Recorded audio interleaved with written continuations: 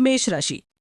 या आठवड्यात एक अशी स्टॉर्म येणार आहे जी आधी तुम्हाला तोडेल आणि मग तुम्हाला बनवेल अनब्रेकेबल.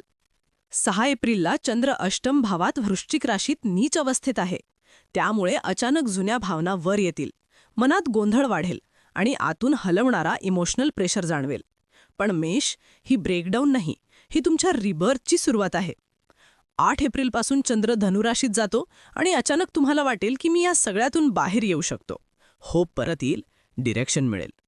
10 एप्रिल संध्याकाळी चंद्र मकर राशीत तुमच्या करिअर भावात प्रवेश करतो आणि इथून तुमचं व्हिजिबल कमबॅक सुरू होतं. पण खरी गोष्ट अजून आहे.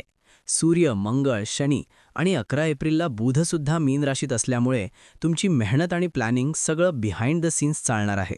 लोकांना लगेच दिसणार नाही, पण तुम्ही क्वायटली तुमचा फ्युचर बिल्ड करत आहात.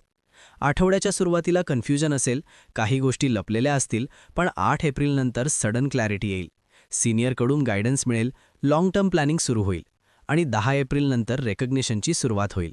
लक्षात ठेवा, हा वीक इन्स्टंट सक्सेसचा नाही, हा वीक स्ट्रॉंग फाउंडेशन तयार करण्याचा आहे.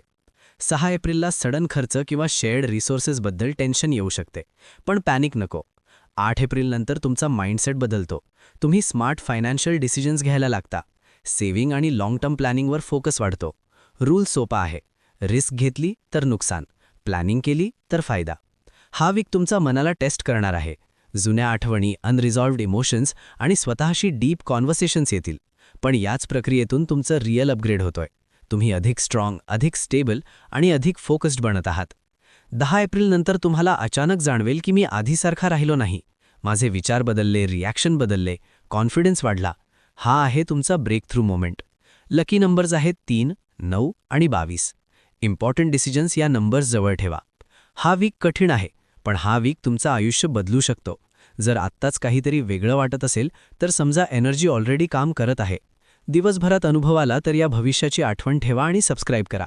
पुढच्या दिवशी पुन्हा भेटूया अमोक चॅनलवर सकाळी 6 वाजता.